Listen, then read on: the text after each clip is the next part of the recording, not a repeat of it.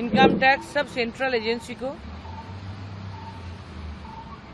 BJP का branch office मानता है और वो सोचते हैं सच्ची में कि मोदी है तो मुमकिन है, तो वो जो जी चाहे कर सकते।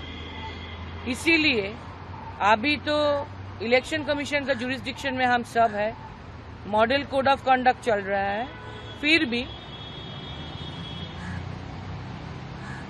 उन लोगों का मन मर्जी, मोदी बाबू और अमित शाह का मन मर्जी, बीजेपी का मन मर्जी, एनआईए, सीबीआई, ईडी और इनकम टैक्स चल रहा है और सब अपोजिशन को डिस्टर्ब कर रहा है ताकि वो ढंग से शांति से इलेक्शन ना लड़ सके।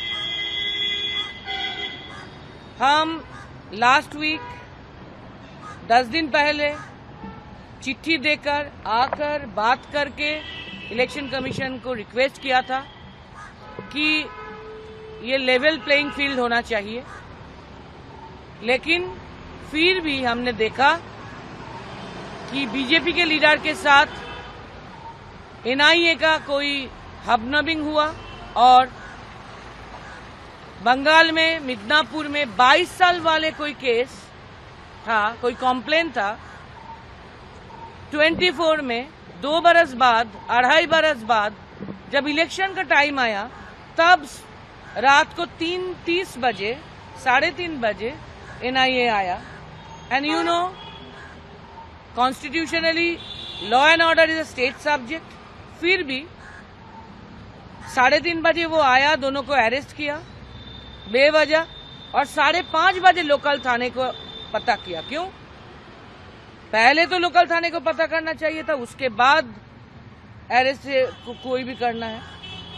तो इसीलिए हम कल हमारे party all India Trinamool Congress की तरफ से 10 एमपी और एक्स एमपी का डेलीगेशन इलेक्शन कमीशन के फुल बेंच के पास आए थे और चिट्ठी देके हम अपील किए थे कि इस पर ध्यान दिया जाए कि लेवल प्लेइंग फील्ड के लिए CBI, ED, NIA and income tax का जो चीफ है उसको बदल दिया जाए इलेक्शन कमीशन की जुरिस्डिक्शन में। लेकिन नीचे आने का बाद इलेक्शन कमीशन ने सुना लेकिन कुछ कमिट नहीं किया, इसीलिए उनको बोल के हम नीचे आए और नीचे आने का बाद हम गेट छोड़ के बहुत दूर, जिधर थोड़ा गार्डन वार्डन था, रास्ते पे फुटपाथ की बगल में हम बैठे, ऐसे कोई पेवमेंट के सामने। लेकिन फिर भी मोदी बाबू का पुलिस, अमित शाह का पुलिस, दिल्ली पुलिस बेवजह, हम शांतिपूर्ण धरना में थे। हम अनाउंस किए थे कि हम इसी मांग पर, इसी डिमांड पर 24 आवर्स धरना करेंगे। लेकिन ये जानते हुए भी उन्होंने हमको उधर से, सब एमपीओ को उधर से